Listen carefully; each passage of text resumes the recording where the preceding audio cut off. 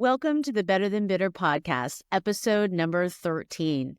Today, I am so excited to invite our guest, Pam Dennis. Pam is an author, she is a consultant, and she is somebody that has been an incredibly important person in my life. She is my bonus mom. So what does that even mean? What does a bonus mom mean to me? Well, she is somebody that came into my life when I was 7, and she played such a huge role in having my parents be able to co-parent in an amicable way. And also not even just co-parent, just be able to function as friends. And she developed an incredibly wonderful relationship with my mother. And together, they believed that they were just part of this child rearing team. And she never stepped on my mother's toes, but my mother did lean on her. And she leaned on her because Pam was an incredible facilitator. She was an incredible consultant. She had worked with leaders in global Fortune 100 firms like GE and Merck and JP Morgan, CNN, General Motors, and so many more. And what she did for them is she helped those companies lead important transitions in their life cycles of their organizations. So she knew how to help people through challenges. She knew how to mobilize commitment to change. She knew how to build and manage resistance and fear. And guess what? That is what we are all feeling when we go through divorce. So just like divorce, these different transitions that she was helping companies with, she was able to, from the sidelines, as well as an active participant, help my parents through a really difficult transition. And not only that, but she did end up eventually divorcing my father. And there was choices at that point. Did she stay in my life or did she go?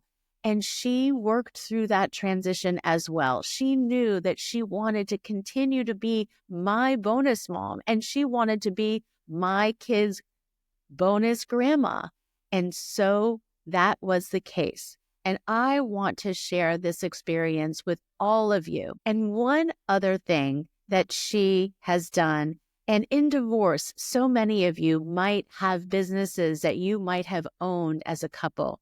And so if you are considering selling this business, she has written a book called Exit Signs, the express way to selling your business with pride and profit. So again, an incredible resource for those of you who are thinking about what to do with the business you might have built with your soon-to-be ex. So without further ado, I want to welcome Pam.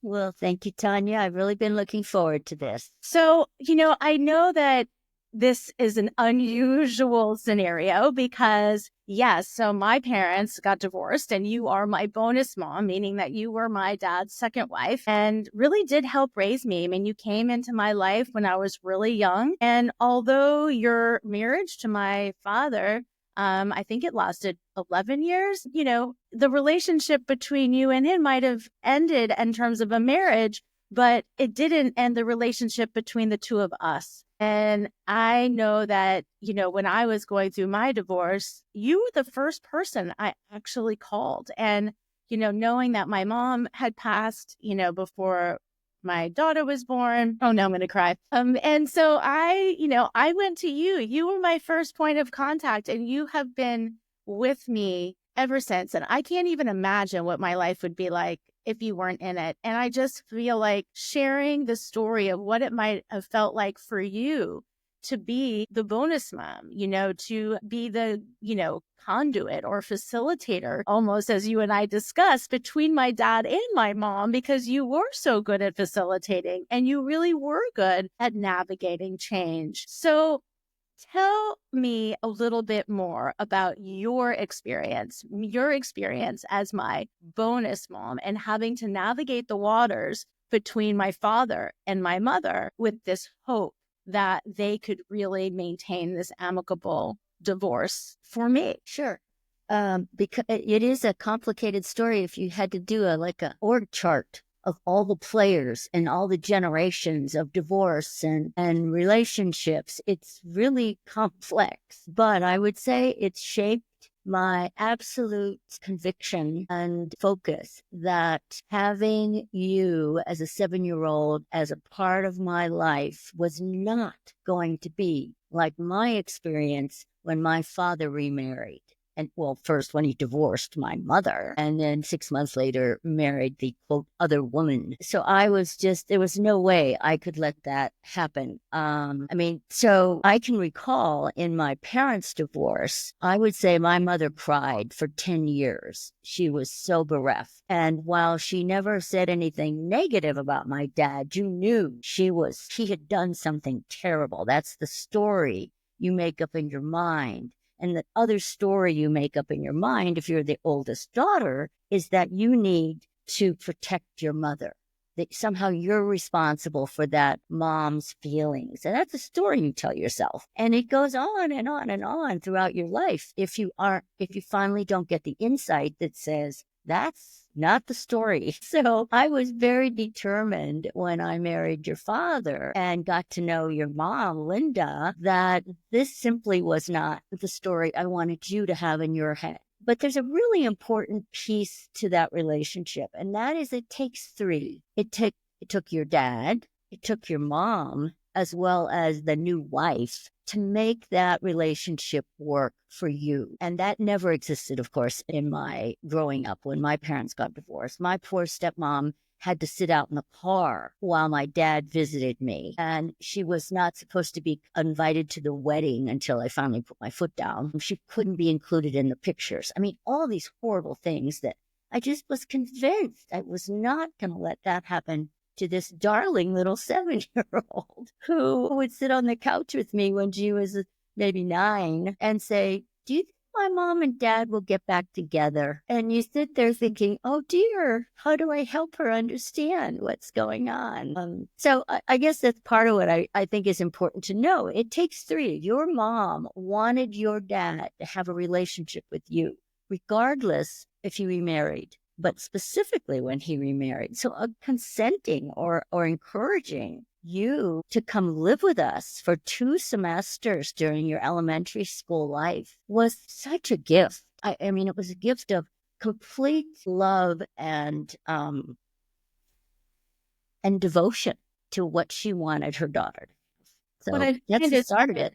Yeah, what I find is so interesting is that both of my parents had parents that were married, and they had families where like divorce just wasn't something that was prevalent, or they had any knowledge about what a divorce should or shouldn't look like. And I remember being in my hometown, and there was only one other friend of mine whose parents got divorced, and our moms totally connected. And, she had a drawer at my house and I had a drawer at her house because they relied on each other for support, because it just wasn't as common. And the fact that you had this experience of divorce in your family, I think brought a lot of light to what could potentially happen if my parents didn't come together and co-parent effectively and communicate at a different level. And I want to talk about communication, because I talk in my coaching a lot about communication and how important it is.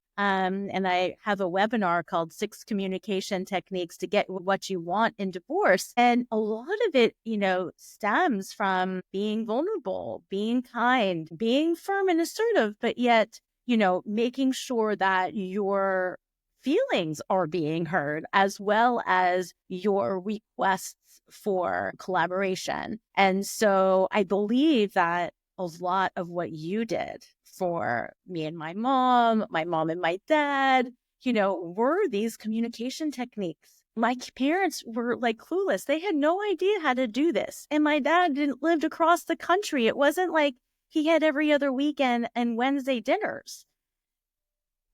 So let's talk about some of the facilitation. Let's talk about how you stepped in and how you really helped my father and guide him to communicate with my mother, and then how you helped my mom and I, communicate with one another, which I thought I will never forget those scenarios when we would get into a fight. Yeah. I think part of what makes the communication work, we used to say this in business with virtual teams and now people officing out of the office or at home officing, that if you don't have FaceTime, and I don't mean FaceTime on your phone, if you don't have personal FaceTime with a person, it's really hard to have that kind of authentic communication. So part of what allowed your parents and I to have the kind of open communication, authentic conflict, and so forth, was that we spent time together.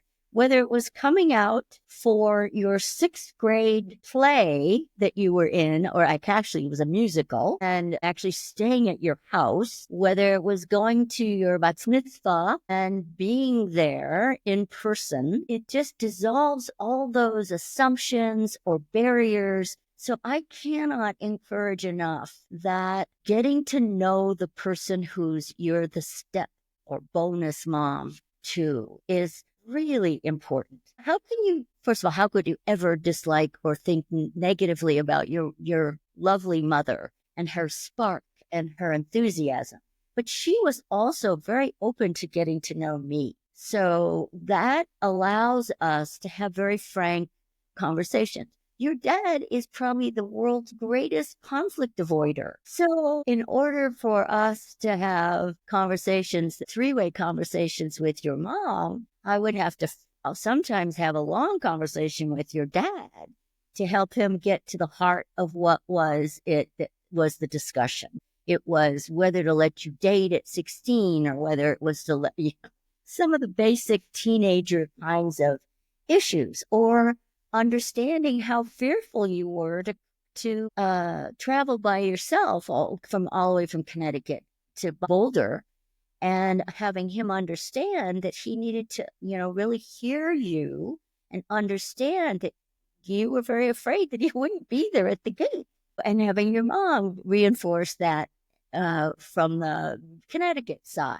So a lot of it was just having very frank conversations, but it starts with the story you have in your head. My mom's story was that my dad's second wife, Nancy, stole him from her. And so she was to be hated and she was not to be discussed. And her name was never to be mentioned in the house. And so when you start with that negative animosity, it's really hard to have kind and collaborative discussions. And it goes on forever. When I was 60, I finally found my dad's second wife, Nancy. She had been lost to communication forever. And I didn't dare tell my mother that I was going to go visit her for fear, that same old story. Well, I don't want my mom to feel hurt, as if I can somehow make her feel some way.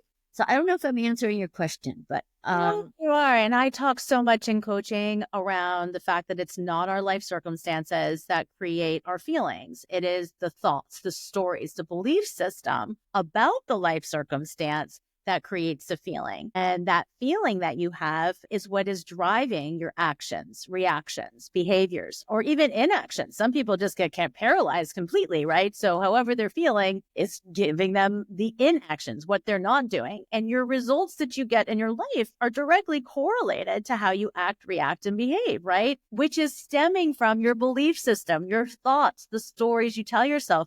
So what I hear you saying is that your mother could not let that story go. And so she was so resentful and so angry, or maybe just overall hurt. And it didn't allow for her to act, react, and behave in a way that was going to give her that forgiveness of unburdening herself from that resentment in her life. So who's the one that suffered? Your mother. Your mother suffered her entire life because she couldn't get rid of that story. And so I love the fact that you bring this up, because I talk about this all the time. And when I coach people, especially when there's been infidelity or, somebody leaves somebody for somebody else, it's what you're making that mean, right? It's what are you making that act mean? Your mom was making it mean that, this woman stole your father, which makes her less than. I'm not good enough. I wasn't good enough.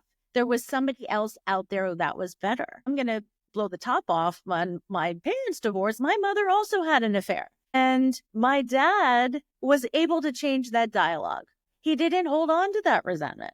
I mean, and who knows if he ever took any level of ownership or responsibility for how he was showing up in that relationship for there to be healing on his end, as to the why. But I talk about the fact that in divorce, the 3 simple mindset shifts in order to have an amicable resolution is 1, allow for yourself to grieve.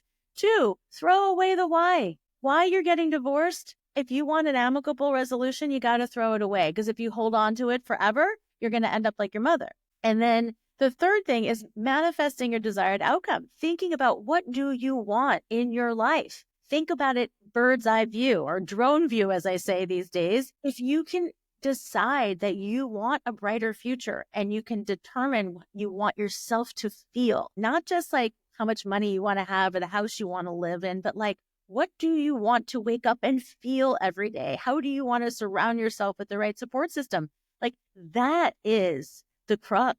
Hi, everyone. It's Tania here. Thank you all so much for tuning in to the Better Than Bitter podcast. I really appreciate everybody supporting our mission to help change the divorce dialogue. So if you are interested in subscribing, that would be great. The more people that subscribe, the better we will be able to produce content that's meaningful to you. And in appreciation for people who subscribe, we have lots of different special offers at Better Than Bitter. One of them is that you get an opportunity to participate in a free group support trial. We have a support group membership plus, which means that you not only get weekly support groups, but in addition to that, you get access to a resource library of articles, webinars, workshops, and so much more. By subscribing, we want to give you the benefit of jumping into one of our support groups and trying it out. One of the other benefits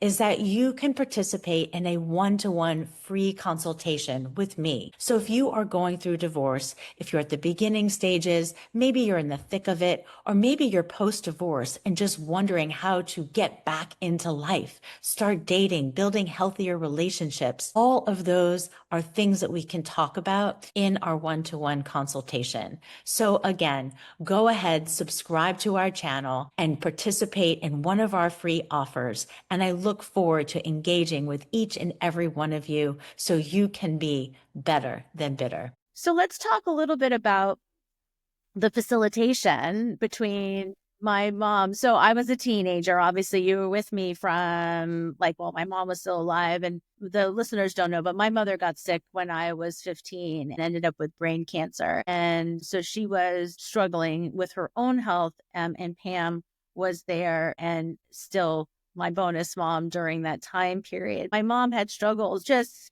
being strong, being a mom, being somebody who can set boundaries. And I was definitely a little bit of a wild child and, didn't like to listen too much. And Pam would step in. So talk a little bit about how you, I would say, did that in a constructive way without stepping on the other people's toes. Because being a bonus mom or stepmom is challenging, right?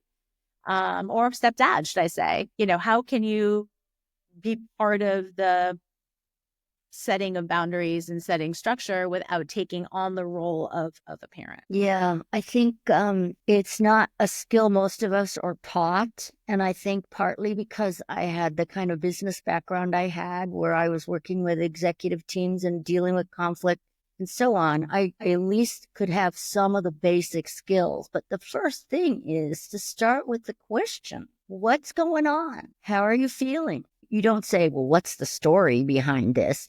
What's got you stuck? What is your hope for? I would say to your mom when she was dealing with, should I let Tania? A lot of times it was her feeling insecure about what's the right thing to do. And she would be talking to your friends' moms and trying to get their perspective and then trying to juggle all those thoughts. And so then I would end up on the phone with her and she'd say, well, I talked to these 3 neighbors, or I talked to 4 of Tanya's dance moms. And so there was that sort of not feeling confident that she was going to make the right decision. So part of what I would do is simply ask her, well, what feels right? And what is it that you're really wrestling with? So I started a lot of those conversations with questions so that I could hear how she was thinking and how she was feeling. And then I would ask her things like, well, what are you afraid is going to happen? Now, that's different than when she calls because you flooded the house because you had a party that shouldn't have been going on. That's a little different conversation. But for those other things, should I let her go on this trip with her dance group? Should I go, because she loved to go on those trips with you. And so I would always start with, well, what's got you stuck? Or what are you worried about? So if I could hear that underlying question going on for her, then it wasn't about problem solving the actual, should she go on the trip question. It was more of helping her get in touch with what was she worried about. And then when she could sort of speak to that, we can talk about, well, if she went on this trip or if you did this, what are some ways that could ease your worry? And sometimes I would just say, hey, you know what? That's just because she's 15. Even though I didn't have other kids of my own who went through adolescence, I remember being 15. So, yeah, I think part of it is just starting with the question. I think that also, I think that people have this desire for this amicable resolution. But again, you said it takes 3, right? And so sometimes being the bonus mom, you might have the desire to have that relationship with your new partner's ex-wife or new partner's ex-husband, but yet there's not that reciprocation. So how do you, or what would you suggest if you come up to some of these barriers? Are there different communication techniques? Are there different things that you could say that might allow for that other individual to maybe be a little bit more open-minded to the relationship? That's the hardest part. I mean, my husband now had he just had a terrible divorce, and it has affected his kids ever since. One of the things he would say is, well, Nancy just hates me. And we would be going to the grandkids' soccer games, and she would be in the stadium or on the bleachers, and we would be on the bleachers. And I simply refused in my own head to go with, she hates Jim. I said instead to myself, she probably has reason to be angry with him. She hasn't let go of that. I don't have to buy into the way she's thinking and the way she's feeling. So I am going to interact with her as a human to human, a woman to woman. Both of us are divorced. Both of us love these grandkids. Laugh when she laughed. I mean, genuinely. Hug the kids. Always let her hug them first, and I hug them second. So defer to her until that ice finally broke. And I can remember at one point, I have to make sure I don't cry. Yeah. We were at a soccer game or something, and her husband at the time was dying of cancer. And Jim went up to her and put his arm around her, and she hugged him back. And it was like, oh my God, I never would have imagined seeing.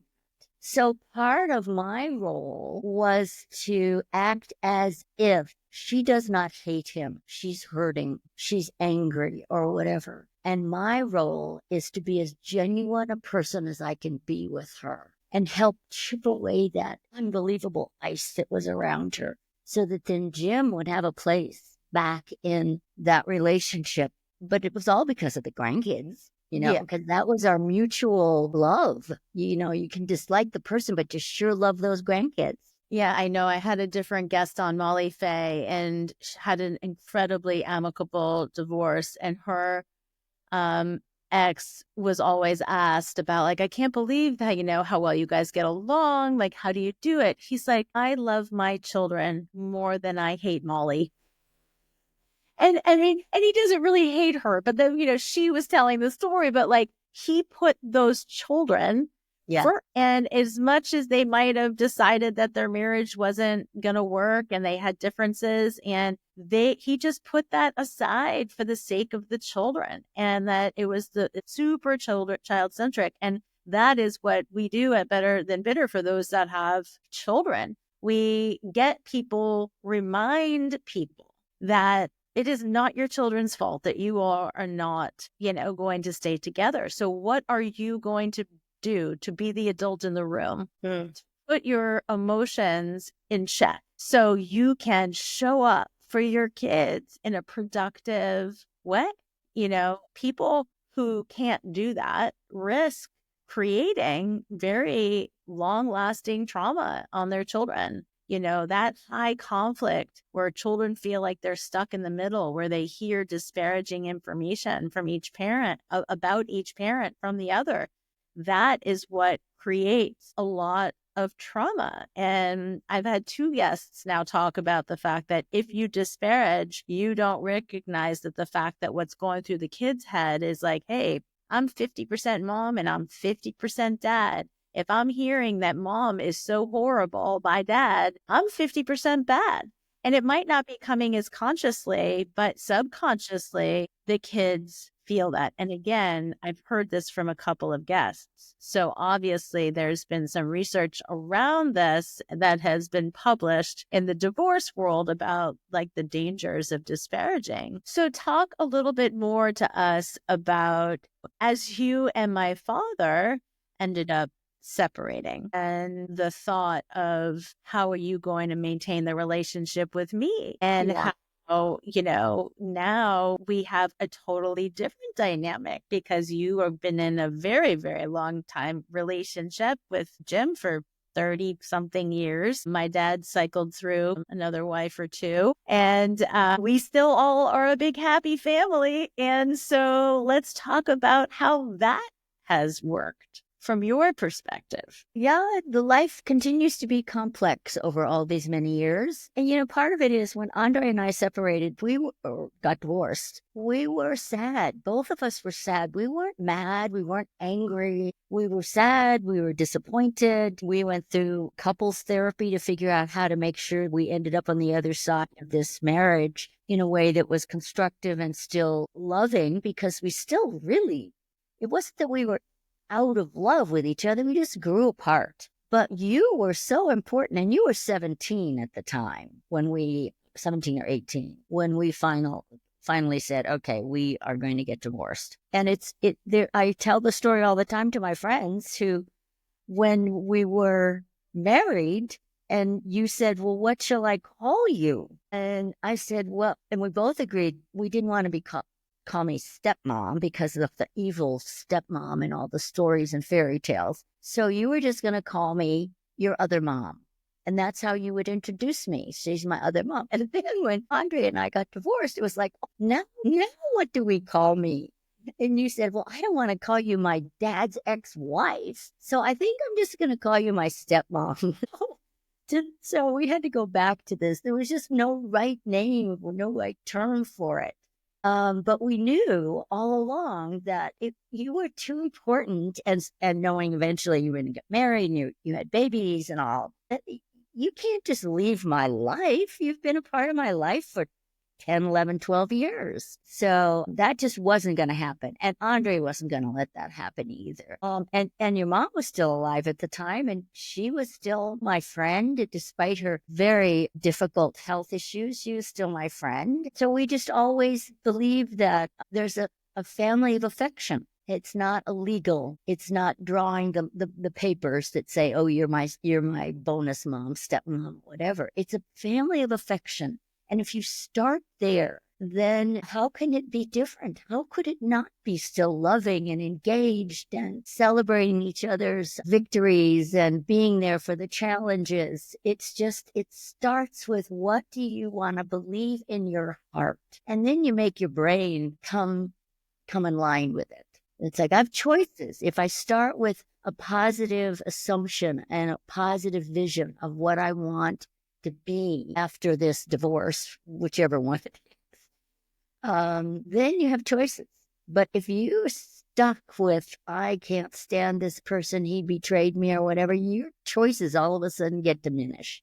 So I think that's part of it. And I think your dad, of course, he doesn't like conflict. So he was not about to have a conflictual kind of relationship with me with regard to you. And that's true with his most wonderful wife now, Beth. We just started off with the assumption that you are an important part of Andre's life and have been an important part of my life, and you will be an important part of her life. And so that's the glue that holds us together and makes us affectionate with each other. I don't know if that makes sense. Oh my God, I love the term family of affection. And I'm going to use that because it's hard to describe the scenario of not just you, but my dad's dynamic with my mother's family. And now he brings his new wife to my mother's family's reunions. And, everybody is just one big family of affection. And I think that one of the strengths of my extended family is they say that even if you divorce the individual, you don't divorce the family. And my ex has a great relationship with all of the people in my extended family. And I was very determined that they would accept him and love him as much as they always did. And just because we, were not together didn't mean they didn't get to love him as much as they did before. And I think that's really, really important. And it doesn't happen in every family. I know that with his side of the family, he had to be very clear to them that he's like, listen, they're like, oh, we've got your back, son, thinking like, oh, you told us you're getting divorced, so it must be horrible. And he was like, no, like Tanya's wonderful. She is still the mother of our children. We intend to have an amicable relationship. And I want you to continue to accept her just as the daughter-in-law that you have had in the past and so I think the two of us have done a very good job of making sure that we communicate. And I did a piece on CBS about this. You need to be the one who communicates if you're getting divorced on how you want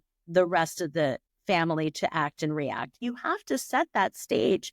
Don't allow for them to make assumptions and make their own decisions. It's very important that you communicate out to them what you want from them as it relates to the relationship moving forward, because there's a lot of fear that happens in divorce, that especially if you had a good relationship with your ex's family, there's fear that you're going to lose that family. And so it's the job of the person whose family it is to set the stage for what it could be moving forward. But it comes back down to what you had said. What is the story you're telling yourself about the circumstance, and how can you rescript? One of the best parties I think I ever went to was a divorce party. And it was like a wake, except that not a wake of mourning, but a wake of celebration that said, Jerry and I have been together for 15 years. We have decided we are no longer going to stay married. And the 50 of you friends cannot take sides. And we're going to toast to our friendship, and it may continue. And then everybody had a great, it was a divorce party. They even called it a divorce party. It is, because if you don't choose to let people know, make the conscious choice to say, I am going to preserve a set of relationships, not just with my husband or soon to be ex and with our children, but with that whole context of friends and family and extended family. You have to make it a deliberate attempt to say, I'm going to manage that future. Manage is probably the wrong word, but I'm going to set the tone for that future by making certain things happen. And it has to do with phone calls and get-togethers for lunch and divorce parties or whatever. But it has to be in your head that you say, I am going to really foster a relationship that continues beyond this legal separation of two people. It really is a deliberate choice. And it's hard if your model has been not an amicable divorce, one that's full of animosity and hurt and rage. And then it goes to the next generation. And those kids have divorces that are angry and full of animos. You have to decide, I'm going to break that cycle. Mm-hmm. And it's interesting. We have grandkids whose parents got divorced and their whole life heard nothing but bad things about their dad. And then she remarried and has a very nice, loving husband. But he insisted that they call him Dad. He wouldn't answer their questions or speak to them if they didn't first say Dad. And that's not how you build the kind of relationship you want. So to this day, they don't know what to call their real dad. They now call him kind of his first name. And you have to break the cycle. You have to say, I'm not going to let that cycle continue. because it'll perpetuate generation after generation. Because it's the only thing people know. I know. And there's so much fear of children who come from divorced parents. I know our children have fear that they're doomed for divorce. And because I came from divorced parents, my ex is, comes from divorced parents. We are now divorced. And so I try to tell them that, listen, I can't control like what happens in your future. 50% of people who get married get divorced. It is true. That is the fact. And I hope that, for you all that, you meet the right person and you can work through your differences if they do arise. But at the end of the day, like if divorce is something that does come into your life, all I can do and all your father and I can do is help you model what an amicable divorce looks like, and that it can just be a family re-envisioned and trying to change that divorce dialogue. And that's the mission of Better Than Bitter, is like, how do we destigmatize divorce? How do we change the divorce dialogue? People dying at 65 back in the day, they weren't living as long and they didn't have, they weren't spending as many years with the same person, and life was a lot less kind of complicated back then as well. So again, it's okay and destigmatizing it. And if you decide you're going to go separate ways, you go separate ways, but there's ways to do it and there's ways not to do it. So you're not hurting everybody in the process or who is, in that path. So I always end with 3 kind of tips, and there were so many great ones today. And I'm going to give the first one. And I'd love for you to think about the second one. And then I'll come into the third and I'll give you a little time as I talk about the first. So the first top tip that I'm going to pull from today is this family of affection. And that as you are considering bringing somebody else into the lives of your children and thinking about the fact that there is potentially a bonus mom or a bonus dad, maybe even bonus kids, meaning you could be introducing your children to another set of children, right? So there could be a total merging of families. But what's important is that it doesn't matter what the relationship is, whether it is a stepmother, a stepfather, a stepbrother or sister, a half brother and sister, somebody else gets divorced. Like, you are just creating a family of affection, and there's no name. So even if Pam was married to my dad and then she wasn't, but she never left my family of affection. And that to me is the meaning of being able to do this amicably and the power, because you know what? The more people who love your children, or the more people who love your grandchildren, the better. The better. My kids, our kids, they are so grateful they have all these grandparents. And that, it's not as typical as it should be, but they feel lucky. And we feel lucky that they feel lucky. So that is my first tip, family of affection. Pam, what could you say for tip number 2? I think tip number 2 is we always have choices. We have choices about how we want to have how we want our relationship to be with this child coming into our family, or with the mother of the child coming into this new family, or of the name we're going to call each other, while this person is in your family, and afterwards, in our case, the second divorce for you. You have choices. It often doesn't feel like it, but that's usually because we haven't gotten in touch with what is our biggest fear, or what are we feeling sad about? And when we can come to grips with that, it opens up all kinds of choices for us. So the hard work is first with yourself. And then, and I say this to executives, who are micromanaging, you have a choice, but you've ruled out 4 of them. Because why? Because you're afraid of not being a success, or you're afraid that people won't think you're in charge. So let's add the choices that are there for us by getting deeply in touch with what's our story, what's our fear. So my tip is figure out how you can have more choices than maybe what you've been giving yourself in the past. And I think for tip number 3, I'm going to go back to the story you talked about and how you facilitated conversations between me and my mom. And I think that you said that it was really about not, giving your opinion. You started with a question and you said, what are we concerned about here? What are we hoping to accomplish here?